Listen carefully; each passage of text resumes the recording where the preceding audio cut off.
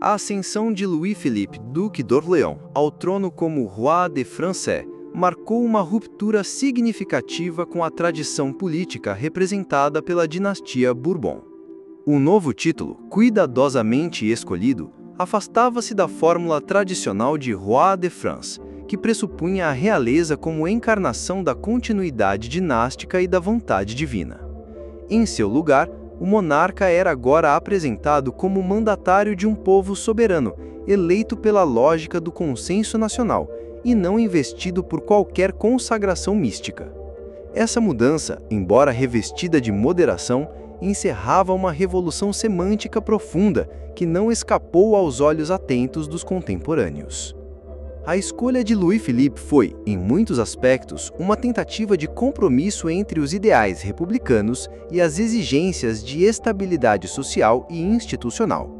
Filho de Philippe Égalité, que votara pela morte de Luís XVI e participara dos primeiros atos da Revolução, o novo rei representava a face aceitável de uma monarquia constitucional aos olhos de uma burguesia ansiosa por paz e progresso econômico. Sua imagem pública foi cuidadosamente modelada, vestia-se com sobriedade, caminhava entre o povo com familiaridade e recusava, sempre que possível, os traços ostensivos do Ancien Régime. Era o rei cidadão, símbolo de uma monarquia reconciliada com a nação. A monarquia de Júlio nasceu sob os auspícios da Carta Constitucional de 1814, revisada após os eventos de julho de 1830. Esta revisão não anulou o espírito liberal do documento, mas procurou ampliá-lo. Foram garantidas a liberdade de imprensa, a liberdade de culto, o direito à propriedade e uma maior independência dos tribunais. O rei mantinha o poder executivo, mas sua ação era limitada por duas câmaras legislativas, a dos deputados e a dos pares. A lógica da separação dos poderes começava, então, a se consolidar institucionalmente num país há séculos habituado à centralização régia.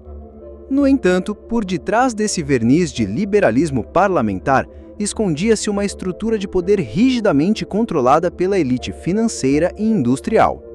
O sufrágio, embora ampliado, permanecia censitário. Apenas os cidadãos que pagavam certo nível de imposto podiam votar. Isso excluía a vasta maioria da população, composta por trabalhadores urbanos, camponeses, artesãos e pequenos comerciantes. A nova ordem era de fato um pacto entre o capital e a coroa, entre o lucro e a estabilidade, entre a burguesia ascendente e a aristocracia rendida às novas circunstâncias. A política econômica do regime favoreceu a expansão dos bancos, das companhias ferroviárias e das manufaturas. O crescimento do capitalismo francês foi notável nas primeiras décadas do reinado de Louis-Philippe, com a modernização da infraestrutura urbana e a consolidação de centros industriais em regiões como Lyon, Lille e Rouen. Contudo, os frutos desta prosperidade concentraram-se nas mãos de um número restrito de famílias, enquanto o operariado urbano era submetido a jornadas extenuantes, baixos salários e condições insalubres. A miséria material contrastava brutalmente com os lucros das sociedades anônimas e das casas bancárias.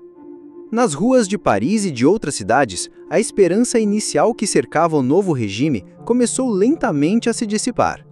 A monarquia de Júlio, ao privilegiar os interesses dos ricos e reprimir com dureza qualquer veleidade popular, revelou seu verdadeiro caráter de monarquia burguesa.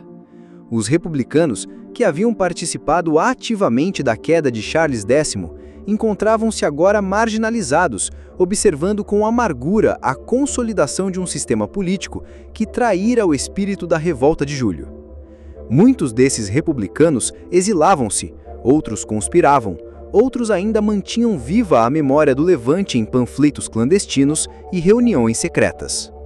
A juventude estudantil, que outrora erguera barricadas ao lado dos operários, via-se agora desencantada com a mesquinhez dos novos governantes. O entusiasmo idealista dos dias de luta convertera-se numa consciência crítica aguda, alimentada por leituras de Rousseau, Saint-Simon e Lamennais.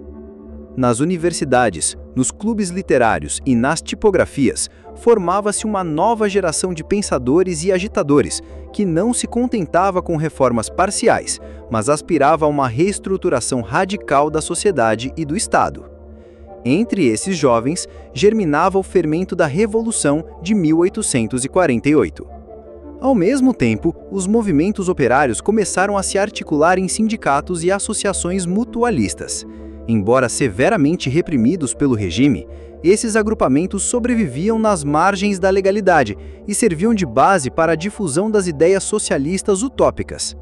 Saint-Simonianos, Fourieristas e Proudhonianos começaram a disputar a consciência dos trabalhadores, propondo um novo modelo de organização econômica e social. A tensão entre capital e trabalho tornava-se aos poucos a linha divisória fundamental da política francesa. A figura de Louis-Philippe, que no início de seu reinado fora vista como um sinal de moderação e equilíbrio, passou a ser identificada com o conservadorismo, o favoritismo e a corrupção.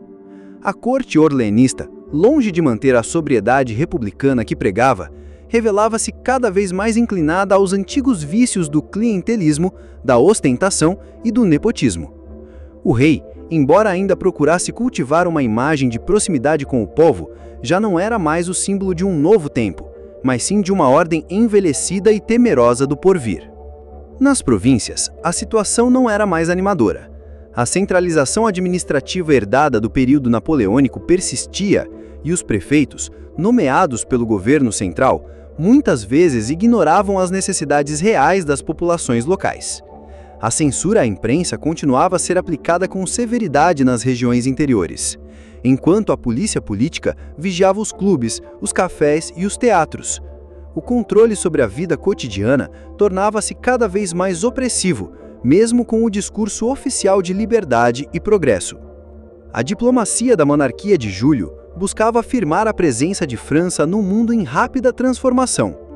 Louis-Philippe evitava confrontos diretos com as potências conservadoras e procurava equilibrar os interesses dinásticos com os anseios liberais europeus. Sua política externa foi marcada pela prudência e pela tentativa de preservar o status quo continental. No entanto, esta postura de contenção internacional contrastava com a agitação constante das forças internas, prestes a explodir. Mesmo assim, o regime obteve certos êxitos simbólicos.